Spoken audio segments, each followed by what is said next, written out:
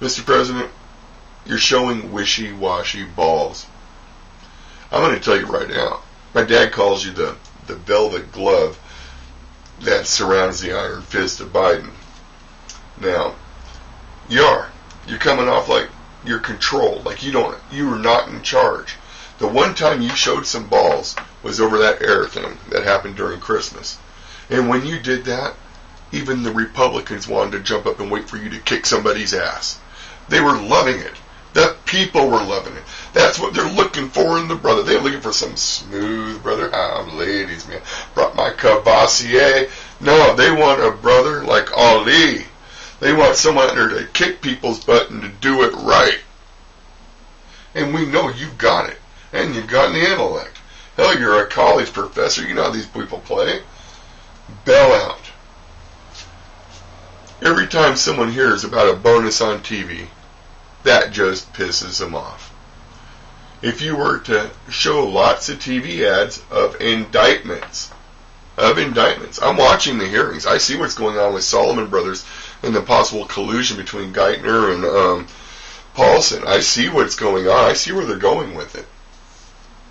You're looking at indictments. These people, back to having balls, want to see you round them up. As Nixon would say, take them to your daddy's Ohio woodshed and give them a whooping. Brother, you're dragging down the party. And this is going to be very detrimental to you. And you're an ambassador for the Afro-American race. There's never been a brother that's been president before. This is important.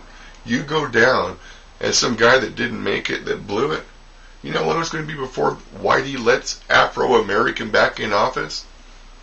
A long time. APS, Adult Protective Services. This is an area where you're letting them down. We're going to get into this later on. But basically, your whole DSHS mess, your Department of Social and Health Services at state levels, I'm pointing down over here, I'm pointing over here at the healthcare, mental health.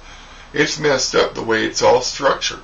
And the guardian ad litems are also guardians, and they sit there and they write reports to each other, create arguments for each other, and liquidate the estates of seniors. Now, this is something I've sent to Alan Dershowitz.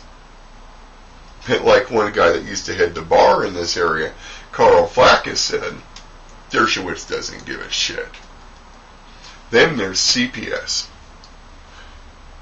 Brother Obama, here you are praising Christine Gregoire, a woman who supposedly has a cabin in northern Idaho, Hayden Lake at that. They bought it in 1979, right when the Nazis were first taking off, white supremacy was first taking off. That cabin is worth $592,000 plus, by the way. This woman, in this state, under her control, 59% of the children kidnapped by CPS for their sick experiments are of color. But there's less than 4% of the population is brothers. And that's all concentrated right here in this hood. And it's all under the control of a place called Region 4 of the Department of Social and Health Services. Region 4. Currently, I am not even allowed to babysit my own grandchild of color.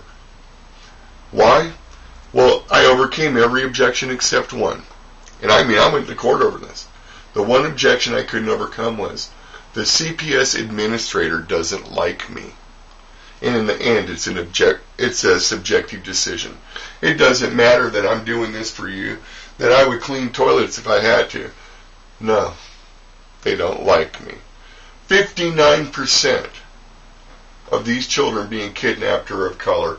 And Susan Dreyfus, head of DSHS down here in Washington State, who answers directly to Governor Gregoire, who apparently answers to you. Mind you, they blame all this on John Walsh and the John Walsh Law, so they have the right.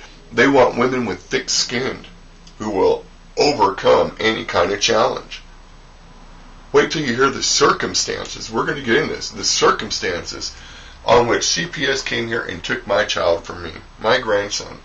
Took him from me. And I'm the one that called him. I'm the one that called him. We'll get into it in a bit. Your stimulus dollars? Let's look at something here on those stimulus dollars. You already know your accountability is a lie. Your economy is unsustainable. National debt. They said something about you just passed a $3.2 trillion debt. Another one? Another? Okay, divide that by 320 million of us Americans. So there's 320 million of us. That comes to $10,000 each. Think about that. Every man, woman, and child. If I had all my kids living at home, Mama here, that's $70,000 into our household. We could have went out and bought a car, put a down payment on a house, all sorts of stuff. Talk about stimulating the economy. But you missed that one completely. Instead, you gave it to a bunch of bankers who gave themselves a bunch of raises, gave themselves a bunch of bonuses, purposely caused other banks to go defunct, and then absorbed them. All through a bunch of corruption that is happening right there at your Secretary's or Treasury's office, which is now the subject of congressional investigations. The Republicans just don't have the power yet to come after you, and you know they're going to when they get it. Brother Barack, you could be saving the economy. Instead, you're blowing it, man. Instead, you're blowing it. You're, as Clifford would note, you're repelling all the people who loved you while trying to embrace people who can't stand you. No kidding. You really think Governor Gregoire loves all those little black children? If she did, why in the hell are 59% of them in foster care? She don't. Why in the hell does she not vacation in her own state and instead make vacations in Nazi country? Former Nazi country. She moved there when it was Nazi country and stayed. Didn't even fight the Nazism. Just stayed for it. Yeah. Brother Barack. My brother.